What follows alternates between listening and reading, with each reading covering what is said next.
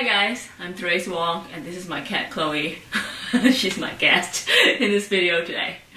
An uninvited guest. Anyway, today I want to talk about viva voce because a lot of people ask me and inquire about our program in terms of diploma exams, whether you are preparing for a dipABRSM piano or ATCL piano or even ATCL ABRSM.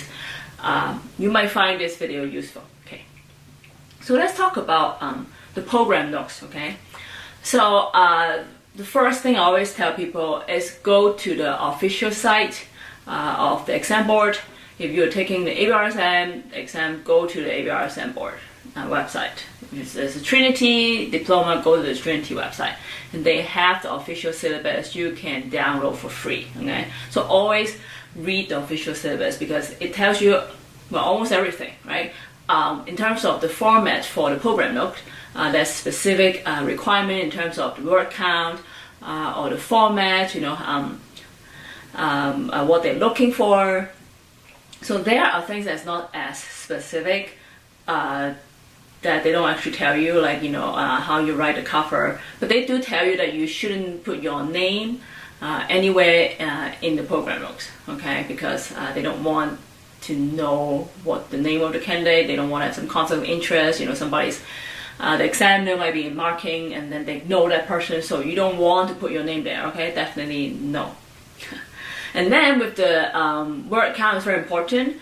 So you have to have the exact. Not really like the exact number. For example, like dipABRSM is 1100, but plus or minus 10%.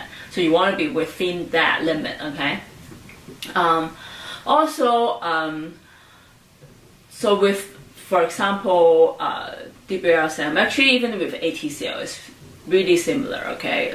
So first page you want to have the title of the diploma you're taking. You're taking the exam. And then the date you're taking exam and the venue you happen.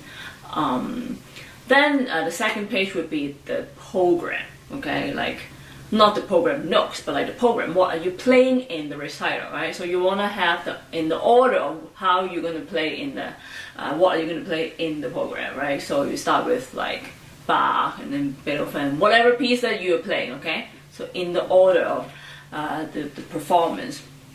Which pieces go first, then you put them first. And then, so of course, the title of the piece and the composer, you want to have the year. So if you can find it, the year of composition, okay? And also the date of birth and the death, okay?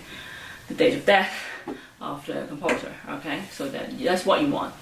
And then if there's more than one movement, you might want to list them up, okay? More than one movement of like a sonata that you're playing. Then that will be like the second page basically, because it's like the program order, and you want to put the time there, right? So you want to put the time of the individual piece, and then the overall, like the total time of the whole program, okay? Next, that would be the program notes, right? The main dish. So you want to write about each piece. So you want to allocate the word counts accordingly, right? Because let's say you have 1100 words and you have like 4 pieces, then you have less words than maybe 1100 words for like 3 pieces, right? But depending on the song though, right? Because like, for example, like a sonata, you might want to write more because there's 3 movements, right? Instead of like a shorter piece, you may write less. So you want to do that accordingly. And don't write something that is too general.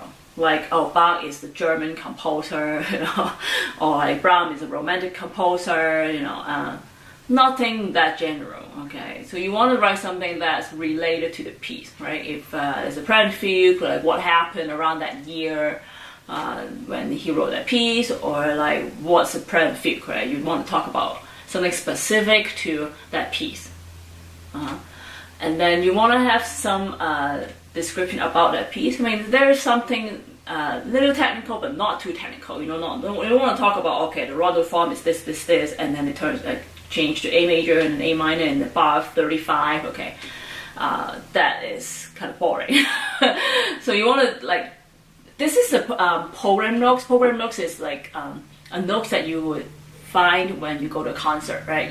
There's a program note is to inform the audience what's going on in this piece, like what's an interesting background or information they would like to know, you know, when they listen to this piece.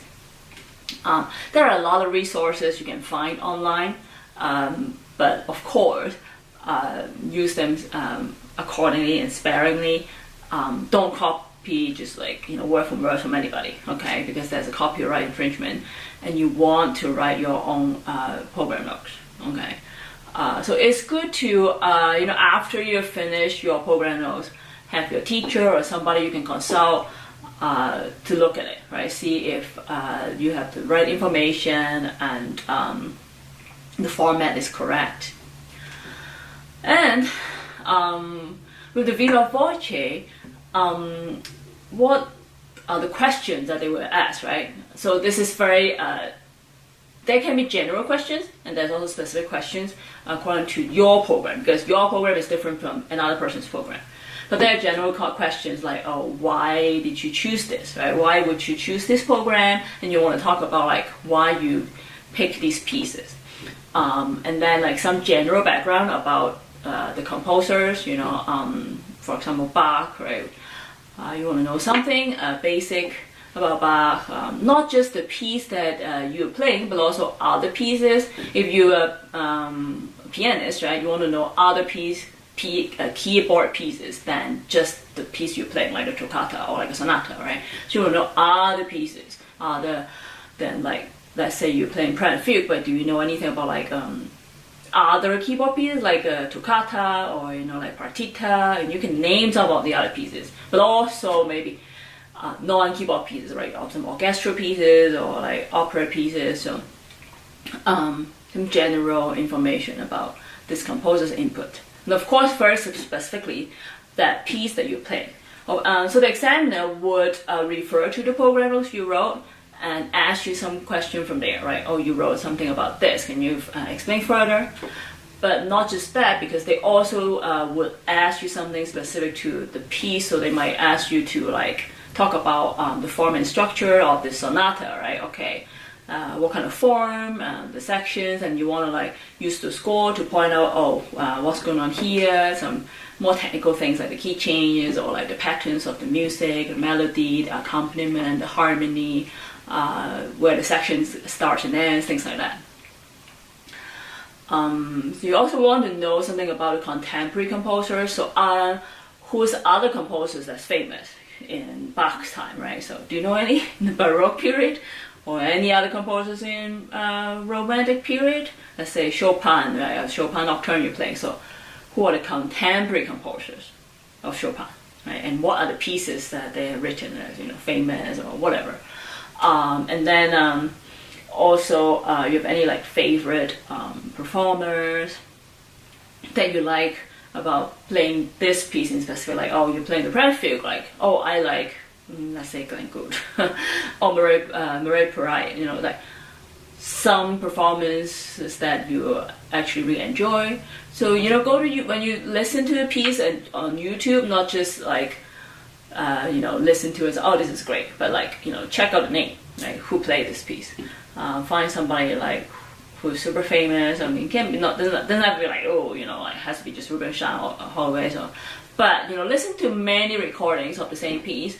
And then just start, you know, recognizing, you know, these pianists' name, because some people may be specifically famous for playing like Bach or playing Beethoven, right? So it's good for not just to prepare for the program notes and viva voce, but also expand your repertoire, like learn more about the piece other than just playing it, right? By listening, analyzing, you know, reading about the background of the piece and the composer, the history, the characteristics of that period. So I hope this video is helpful to you. If you need our consultation in terms of viva voce program notes or a mock exam before your real exam, for your diploma exam or grade exam, or need some advice on the piano teaching diploma, we're here to help. And until next time, this is Therese Wong. Cheers.